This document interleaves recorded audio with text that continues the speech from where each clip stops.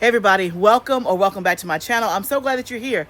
Y'all, it is raining yet again. We are in the middle of, I don't know what you want to call it. It is raining central, and I won't complain because I know that many of you are in areas where there is a drought. So I shall not complain. But if you're new here, I am in Tennessee. I'm in Zone 7B, and I'm glad that you stopped by my channel.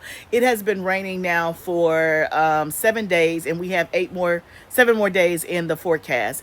And so it has been a challenge trying to work outside in the garden. And so I was out earlier today for about maybe 45 minutes, and I got some stuff planted. I did not have the camera on because I was trying to expedite while it was dry outside, but it started raining again, and so now I'm in the hot tunnel. And so I figure let's just make the best use of our time while we can. And do what we can. That's the benefit of having a hot tunnel, is that when it rains, it really doesn't matter because you can still work in here if the temperature is nice and pleasant. So on this video today, y'all, we're going to hang out in the hot tunnel. We're going to do some harvesting. We got quite a bit to harvest, but we're also doing some cleanup. And my husband has really been down here leading the charge of the cleanup effort. So just kind of straightening up, tidying up what we can, while we're kind of confined to this area because we really can't do any work outside. The grass is getting away from us. It was all nice and manicured a week ago, and now it's like, cut me again. But we can't cut because it's so wet, and we can't really make a lot of progress outside. So we're going to make the best use of the time that we have. And so what I've been doing, or what my husband's been doing, I should say, you can see here, he has kind of gotten all of the trays and all of the pots kind of stacked up here and ready to go for storage. Hey everybody, I'm popping in to do a quick edit. If you didn't see, if you go back to frame, I think it's 148, you will see that there is a huge snake on the ground as I'm showing you the containers that my husband organized. Let me tell you, I had no idea that that snake was there. I never saw it. I'm so thankful that I didn't. But let me kind of give you the backstory. So I did this video. I did all the stuff in the video, and I came on home, and I was at the house. My husband stayed out there working for another couple of hours past me. As he was getting ready to come into and leave the hot tunnel and come home, he saw the snake. And so he called me. This is after the fact. After he had killed the snake, he called and said, "Hey, you'll never believe there was a snake in the hot tunnel." I was like, "Really?" And he said, "Yep, I killed it. It's dead and gone, all that." And he showed me a picture, and I was like, "Oh my goodness, that is a big snake." And so that was at least 2 or 3 hours since I had been down there. And so I never saw the snake when I was in there, and that had to be nothing but the grace of God. So imagine my surprise when I am editing this video is when I actually see the snake that you just saw. Before then, I never saw it with my own eyes while I was in there harvesting the crops or doing all of the stuff for the video.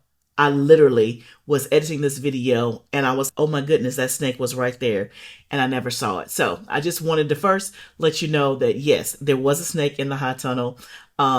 He is dead, but trust and believe that by the time you see this video, there'll probably be an update on some other stuff we've done to make sure that we are keeping snakes out of the hot tunnel. But I am so grateful.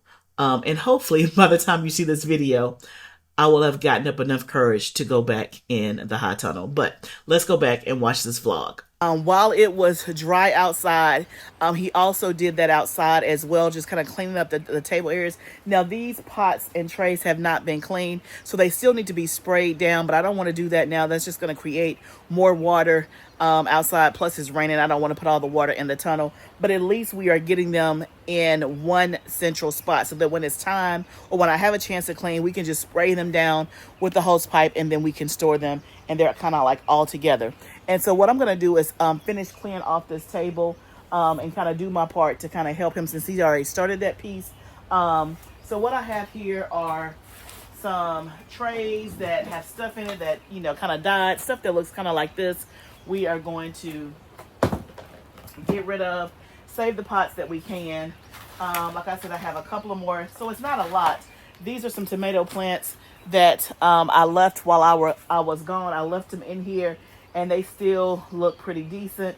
And so the ones that look decent, I will potentially keep, and the ones that don't, we will just compost and all of that. Now, many of you had left comments on my last video about, not my last video, but a video last week when I was talking about the excess tomato plants I had. You talked about, giving them away. Y'all, I've given away, I've sold, I've offered, all the things, right? And so I've kept and used as many as I can. So now we're really just down to, I would say, probably 10 or so here. These are mostly indeterminate tomatoes, which means they're going to need some type of trellising system and all of that. And every place where I have a trellising system, it is completely full. I'm not going to build another trellising system just to house these plants. I also have another tray of just determinate tomatoes that I am keeping and that I am babying and nurturing until I can put them in the back of my house outside. So we are definitely being as responsible as we can be, but I'm going to take a minute and try to get this table cleaned up as much as possible, and just get everything in order. And then we get to do the fun part, which is walk around the garden and harvest all of the goodies. Okay, so I start to work on this project of cleaning up this table, and y'all, I am still just 100% blown away that the snake was that close to me and I never saw it.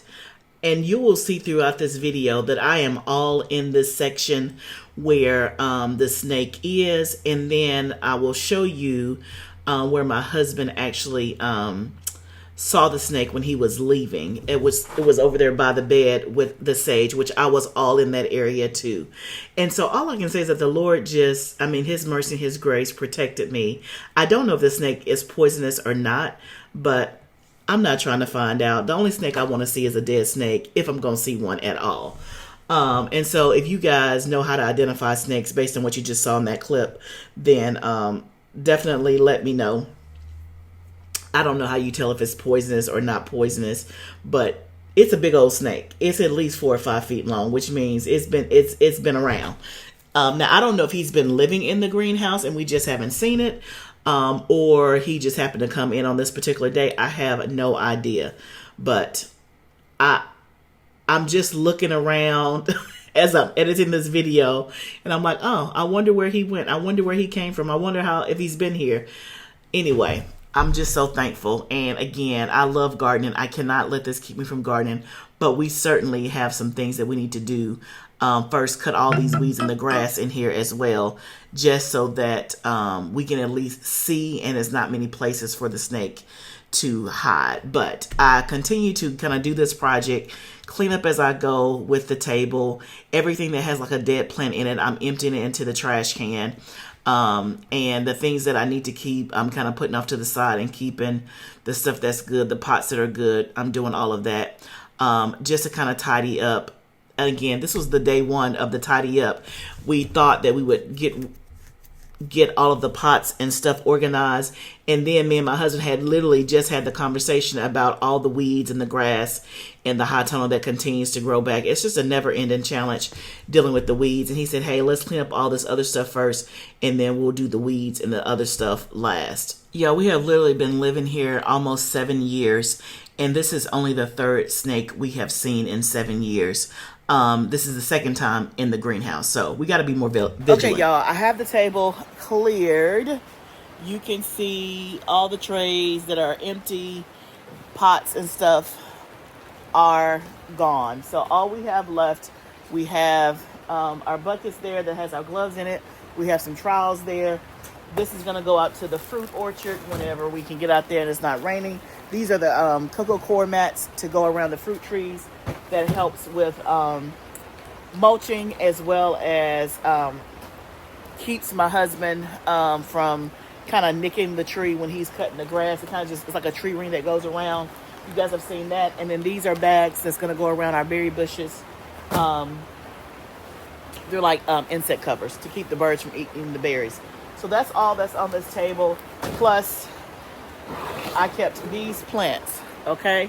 So I have, let's see, looks like about 10 tomato plants that I'm keeping just in case for another week or so, and see if I can get rid of them, and or if something fails in the garden, I can replace and use it with that. These are all indeterminate. I have pineapple tomato, I have a marmango, I have striped German, and a Paul Robeson. And then I have one cucumber plant left right there. That's going to go in the back of my house. I have a place for that. And then I have an unknown pepper plant here. I don't know what kind of pepper that is. And then I have an ahi. I have a lot of these that I've already planted, but I'll put this somewhere. It's a spicy pepper. And then I have 2 comfrey plants left. That is it. So the table is relatively clear, except that stuff right there. So that is an accomplishment. Now we're going to grab our baskets and some pruners, and we're going to start harvesting. I have quite a bit of herbs to harvest that I need to freeze dry.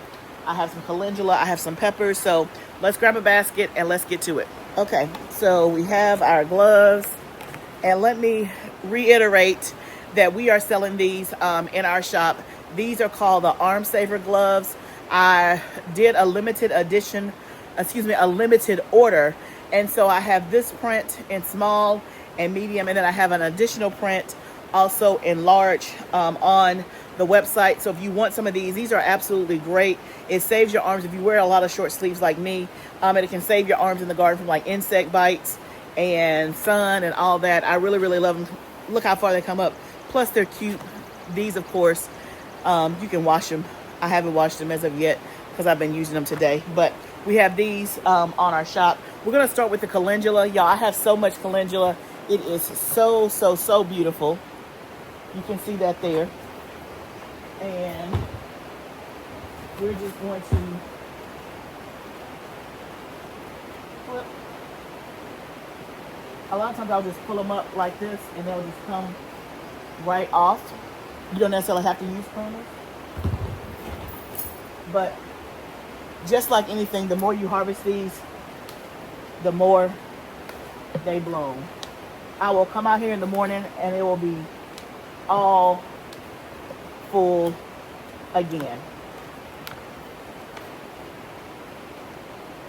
You could also use these as a cut flower in one of your arrangements if you wanted to. That would be nice. But calendula is medicinal, as well as you can put it in tea blends, but then you can also use it as a salve medicinally, which is what we do. We actually sell this on our shop. We have calendula salve. We make a salve out of it. And this is good for any type of insect bites. So think about Neosporin. I think all of us have grown up with Neosporin. Your mom would put it on you whenever you had an insect bite or bug bite or something like that from being outside. This is nature's Neosporin. This does the exact same thing. It is a great salve for any type of like skin irritation and things like that. And so if you're growing calendula in your garden, definitely make a salve. Do not let this go to waste. Don't let it just be pretty in your garden, because it is pretty, but if you harvest it, it'll come right back. I'll have more blossoms in the morning. But don't just look at it and let it be beautiful. Let it also be used in your garden as well. So I'm going to get these blooms. I have this plant here, then I have another one. I don't know if you can see it. It's over there. And so let me harvest these and I'll show you how many we get. Calendula is also an edible plant. Now, I've never eaten it or tasted it, but it is edible. And so think about if you wanted to use it to decorate like a focaccia bread, that may be nice. You may want to put it in a salad, or you could also use it as maybe as a decoration on a charcuterie board. That would be pretty. It's also known as pot of marigold because it is in the marigold family, and it's like just a pocket full of sunshine. Like, they're just so pretty, so beautiful. And this is only my second year growing calendula. I never was able to grow calendula successfully, but I was growing it kind of at the wrong time of the year. It prefers like a cool climate, and so it's going to do well now as we head into the summertime. And then once it gets really, really hot, it'll start to kind of die back, and then it'll re-emerge again in the fall. But I certainly would recommend that you add it to your garden. Another wonderful trait about calendula is that it is a great pest repellent or a trap crop. And so you can use it to draw aphids, away from other crops that may be in your garden because it's going to be attracted to that. And it also naturally repels mosquitoes as well. So it's just an all around good thing to have in your garden. And another thing is that it self seeds. And so it'll go to seed at the end of the season. It'll pop right back up the next season, which is fantastic. And I'll tell you that this calendula that I'm harvesting right now was actually planted in the fall. And when I did it in the fall earlier, I did not have nearly as many blooms, but because it's self-seeded, it's come back and reemerged. The blooms are just popping all over the place. Okay, guys, let me show you what I was able to accomplish. I was over there doing the calendula. I got this much, which doesn't look like it, but it's quite a bit. That'll go in the freeze dryer. I got 6 or 5 jalapeno pepper plants. Look how big that is. You can see size of my hand. We were able to harvest some dill, and then look at all this rosemary. But I have plenty. I have probably 4 times that amount still there on the plant. My rosemary plant is doing extremely well. Let me just tell you something. If you're not growing herbs in your garden, you absolutely need to be growing herbs in your garden. I talk a lot about companion planting, and in every bed I try to do what I call the rule of 3s. I have a vegetable, an herb, and a flower at a base minimum. Of course, I have several it's not just those 3 things, but those 3 categories in multiple different ways. And so companion planting is great, but just for the benefit of buying herbs. You buy herbs at the grocery store. You buy your Italian seasoning, you buy your basil, you buy your oregano, your dried seasonings. Those things have been on the shelves for years, okay? The potency of those herbs that you buy at the store is very low. It is so easy to just grow your own herbs. And again, a lot of these things, like for in my area, rosemary is a perennial. I'm in zone 7. I keep it out here.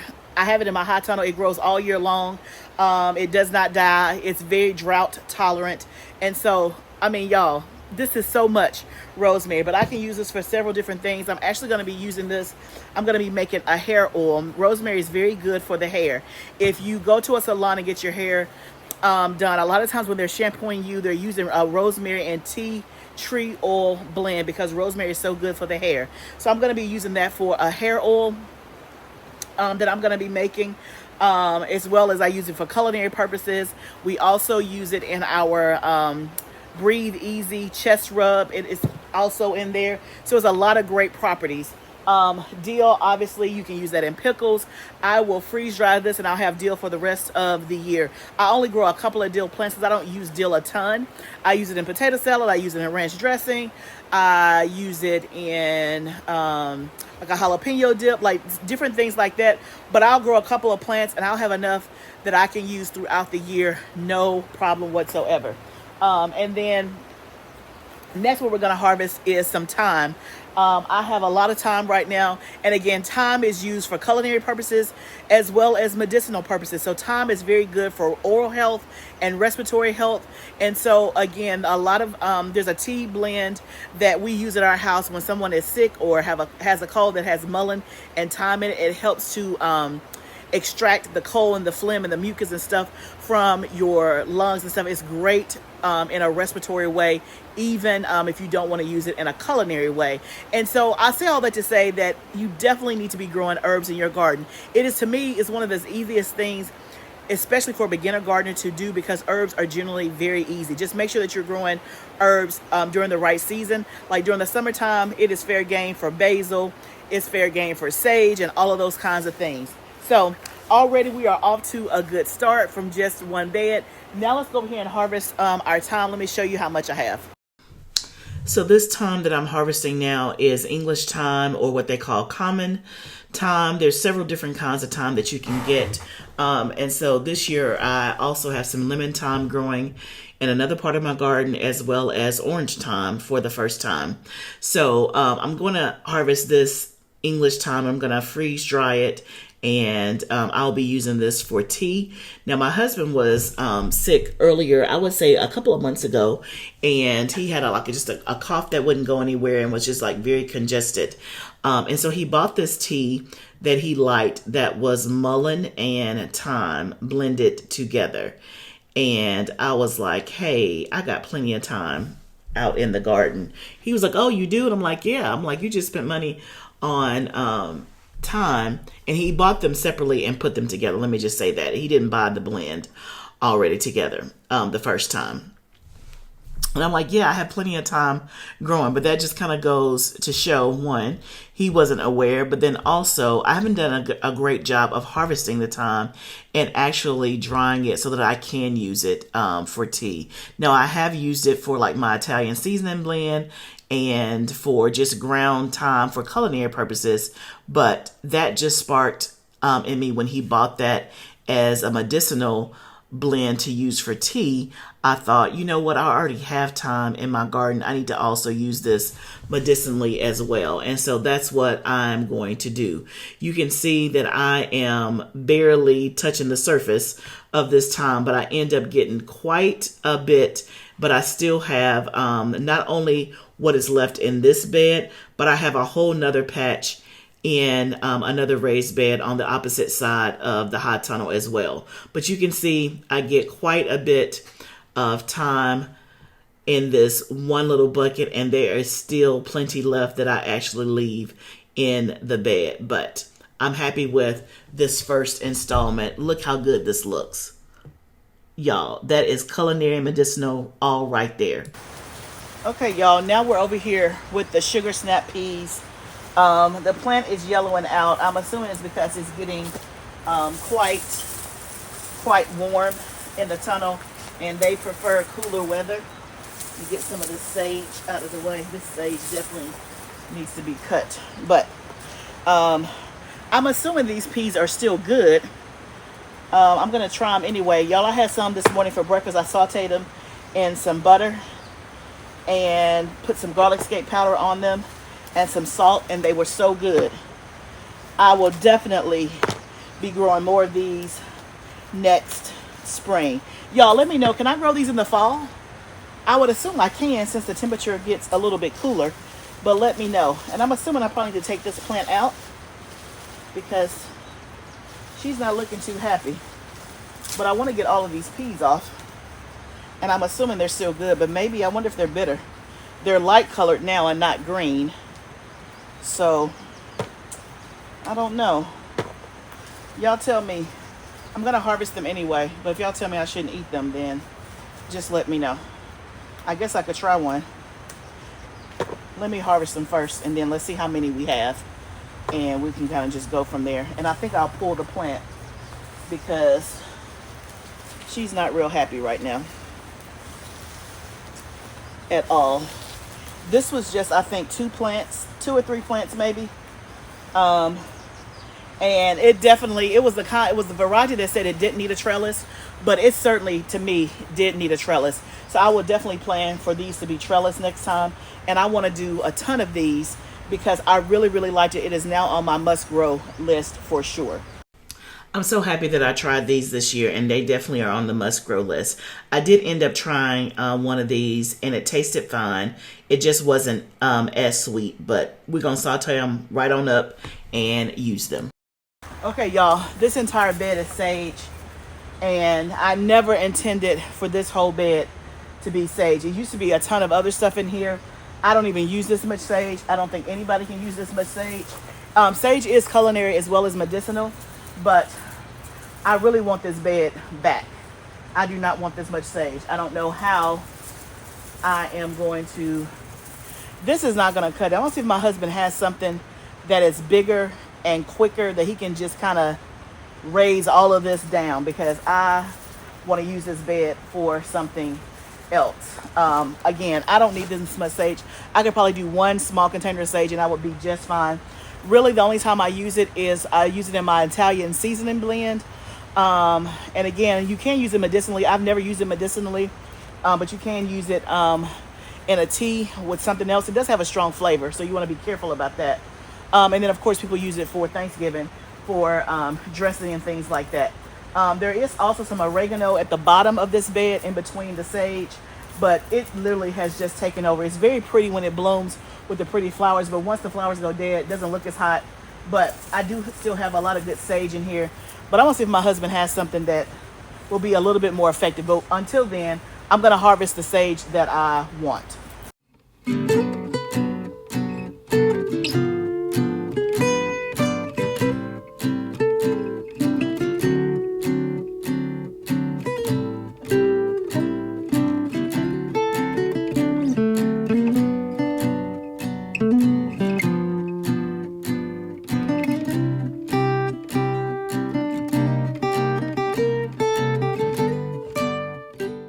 Okay, y'all, I am feeling accomplished yet again. So let me show you all the stuff that we harvested. Now, some of the stuff I didn't have the camera on. So this is mint, just regular common mint.